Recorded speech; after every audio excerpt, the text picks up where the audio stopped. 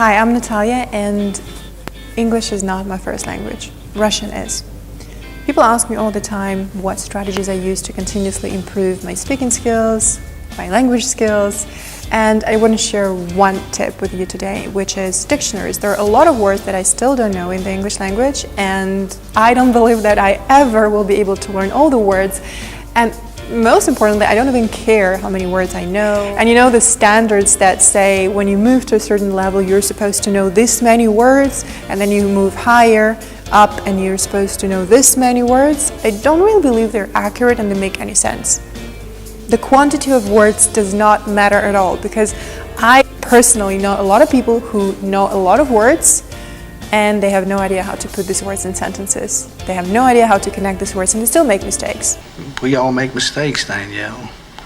So what I do to learn new words, to remember new words, is of course I use dictionaries, but I ditched all the Russian English dictionaries. I use only English dictionaries. In this video I want to share with you the dictionaries that I use myself and why I use them.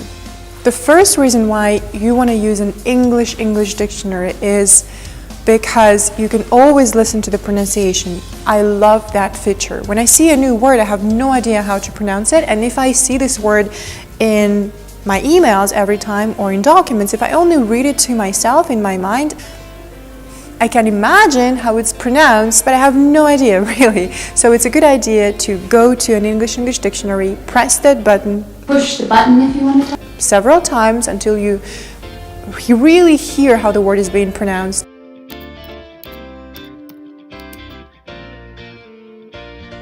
Again, again, again. Say again. And learn it, because when you hear it, you learn it. When you read it to yourself in your mind, you're guessing. I don't want to guess. This is the first reason why I love these dictionaries.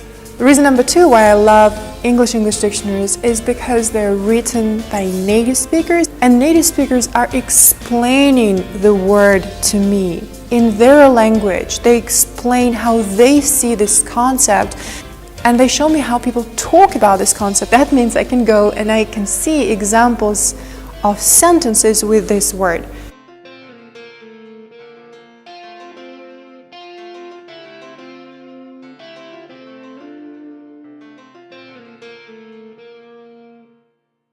How does this word combine with other words? How is this word used in sentences, in long and short sentences? When you only see the translation of the word you don't know into your first language, that's the only, support. I will support you through this. You have to remember that word. If you forget the translation in your first language, you're done.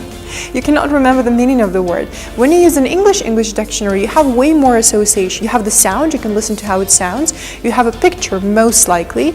You have examples of this word being used in other sentences, and you can have some interesting idioms, whatever. You have way more associations. If you forget one, you still have 4 or 5 more to hold on to. When I use English dictionaries, I make sure that I have a lot of associations with this word, and I use them because I can find all these associations inside the dictionary when I look up a word.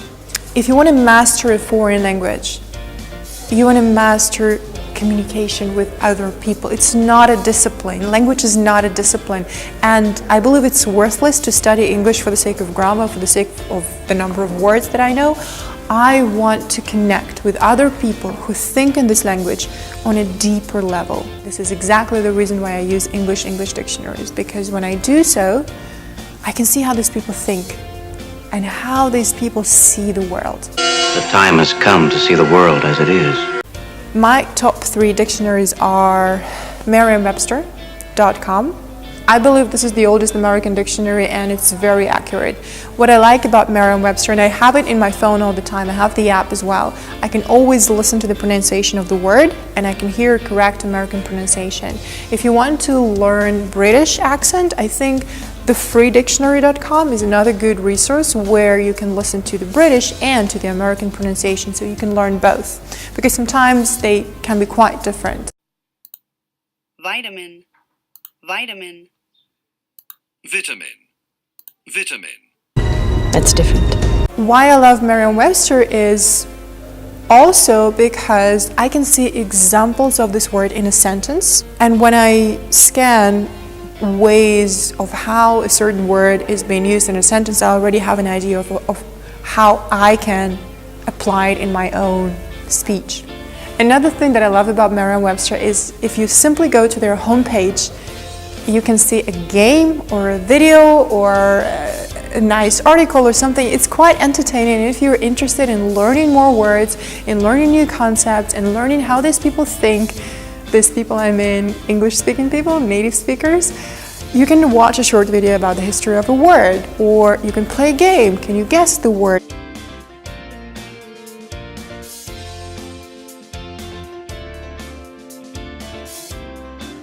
You can test yourself how many words you know.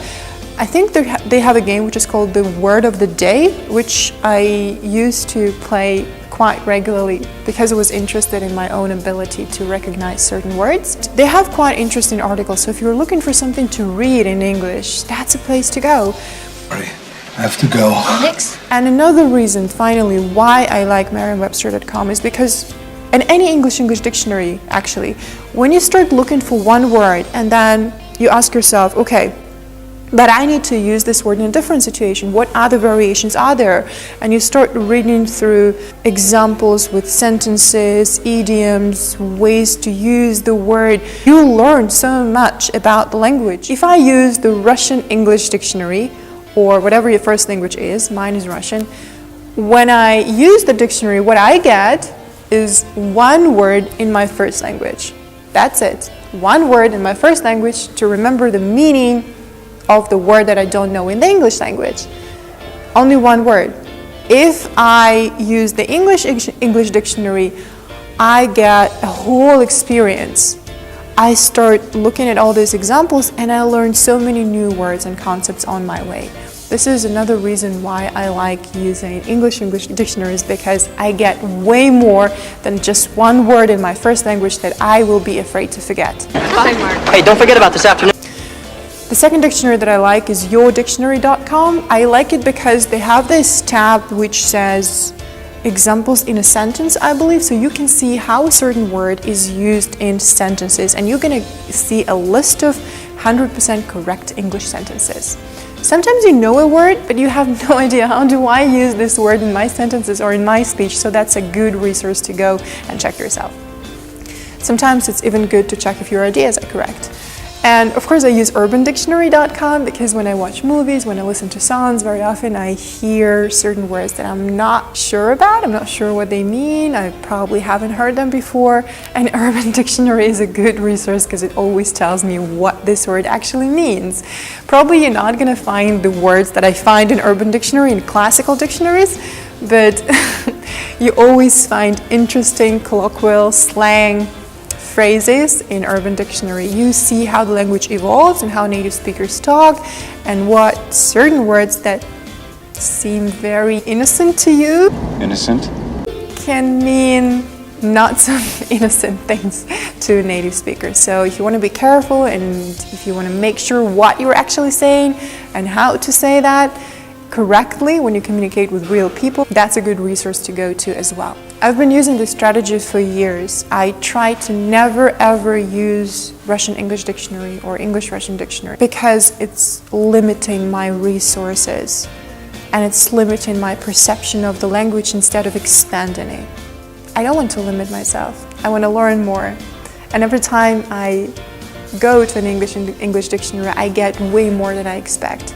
So that's one of the strategies. Of course, there are more dictionaries. I'm just telling you which ones I use and which ones I love, and I always have them handy on my phone and my desktop and my bookmarks.